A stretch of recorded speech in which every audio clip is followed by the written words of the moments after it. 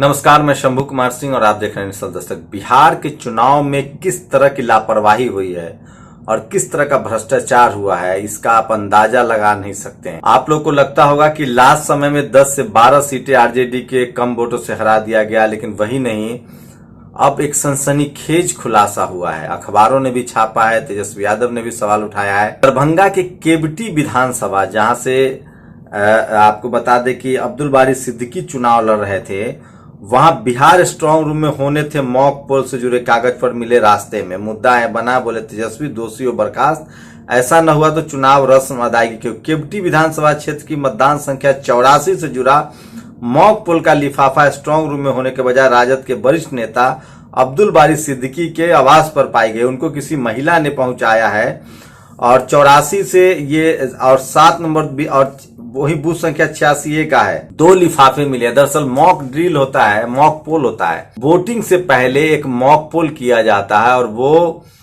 Polling agent को बताया जाता है कि आप वोट जो डाल रहे हैं वो सही कैंडिडेट को जा रहा है। और ऐसे मॉक पोल 50 वोटों का किया जाता है। इसकी बकायदा रिजल्ट निकाला जाता है, एक पेपर पर इसको लिखा जाता है, उसके बाद उसको सीलबंद किया जाता है। लेकिन केवटी विधानसभा में ये दोनों पेपर, दो जो बूथ मैंने आपको बताया 86A और उसके बाद एक और बूथ नंबर मैं आपको बता रहा हूं 84, केंद्र संख्या 84 और 86A का जो ये मॉक पोल का जो लिफाफा है, सीलबंद लिफाफा, वो सड़क पर पाया गया है। आप सोचिए, पहले ही 4 से 4 बार प्रेस कॉन्फ्रेंस की थी चुनाव आयोग ने।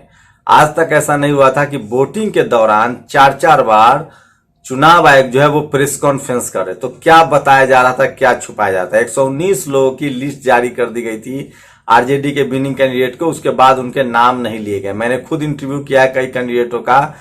उनकी जीत 2 से 3 बजे हो गई थी, लेकिन उनको रात के 12 बजे तक सर्टिफिकेट दिया गया और उसको नहीं देने की बात कही जा रही थी। मामला उससे आगे बढ़ता है। ईवीएम को लेकर लगातार पूरे देश में संदेह है और ईवीएम को लेकर लगातार लोग कह रहे हैं कि जब बैंक से एटीएम से पैसा चोरी हो सकता है, जब रेड लाइट फिक्स हो सकता है, तो ईवीएम क्यों नहीं फिक्स हो सकता। तो ईवीएम की पूरी विश्वसनीयता खतरे में है। और आप सोचिए कि ईवीएम आया कब था। राजीव गांधी 412 सीट जीतकर सत्ता में आते हैं। मान्यवर कांसी राम साहब उसी समय राजनीति में आते हैं और वो नारा देते हैं कि जिसकी जितनी संख्या भारी उसकी उतनी भागीदारी। उसके बाद कांग्रेस जो है वो ईवीएम लेकर आती है, क्योंकि उसके पास वोट नहीं था। राजेंद्र प्रसाद सिंह के शब्दों में कहें तो इस देश में बीजेपी और कांग्रेस के पास 5 करोड़ समर्थक भी नहीं है, कैडर वोट नहीं है। 5 से 10 करोड़ है, लेकिन वो सत्ता में रहते हैं। जबकि अकेले आरजेडी, सपा, बसपा, इन लोगों की कैडर की बात करें तो शेड्यूल कास्ट इस देश में कम से कम 20 से 25% है, मुस्लिम इस देश में 15 से 16% है, ओबीसी 60% है। तो इनका ज्यादा वोट है, लेकिन इनके दल, इनके नेता सत्ता में नहीं आते हैं। इक्का दुक्का आ भी गए मेवालाल जैसे, तो उनको निपटा दिया जाता है भ्रष्टाचार के आरोप लगाकर। जो जातिवादी मनुवादी मीडिया होती है वो निपटा देती है। तो सोचिए कि मॉक का लिफाफा, आप सोचिए बीजेपी जो विधायक खरीद के सरकार बनाती है, जो जीते हुए विधायक को, जब उसकी सरकार ईवीएम से भी नहीं बन पाती है तो जीते हुए विधायकों को खरीद लेती है। राजस्थान में खरीदने की कोशिश की गई थी, उसके बाद भी आप उस पर ये आरोप नहीं लगा सकते। तो ये इससे बड़ा मजाक नहीं। और आपका दिमाग या तो आप शातिर हैं या बेवकूफ हैं। आप जो लोग विधायक खरीद के सरकार बना सकते हैं, वो क्या चुनाव में गड़बड़ी करके सरकार नहीं बनाएंगे। उनको शौक है क्या विधायक खरीदने का। अगर उनका केंद्र और चुनाव आयोग किस तरह से कठपुतली बना हुआ है हम सब जानते हैं। अब तो लोग सुप्रीम कोर्ट पर के फैसले पर सवाल उठाने लगे हैं। कुणाल कामरा जिस तरह से कहते हैं कि supreme court is supreme joke, न मैं माफी मांगूंगा, न जुर्माना भरूंगा, न मैं वकील करूंगा।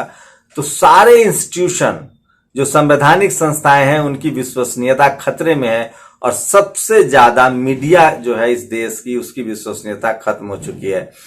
तो जिस तरह से मॉक वोटिंग के जो लिफाफे मिले हैं, उससे साफ है कि बिहार में हद दर्जे तक अनियमितता हुई है, गड़बड़ी हुई है, वोटिंग में गड़बड़ी हुई है। और इसी को लेकर आरजेडी, लेकिन सवाल उठता है कि आखिर ये नेता लोग ईवीएम के खिलाफ आंदोलन क्यों नहीं चलाते हैं, जनमत संग्रह क्यों नहीं करवाते हैं, जनता के बीच क्यों नहीं जाते हैं।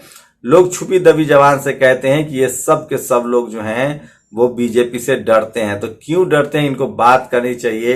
नहीं तो जनता बेवजह हमारे आप जैसे लोग परेशान हैं।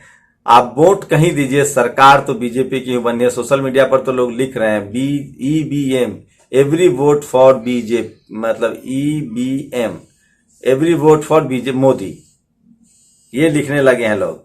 आप लोग की क्या प्रतिक्रिया, अपनी प्रतिक्रिया जरूर दीजिए। शुक्रिया। नेशनल दस्तक की आपसे गुजारिश है कि अगर इसको बचाना चाहते हैं तो नेशनल दस्तक को सब्सक्राइब करने के लिए रेड कलर के सब्सक्राइब बटन को दबाएं, फिर बेल आइकन की घंटी दबाएं। नेशनल दस्तक को बचाने के लिए बहुत जरूरी है कि हर खबर को शेयर करें, लाइक करें, कमेंट जरूर करें।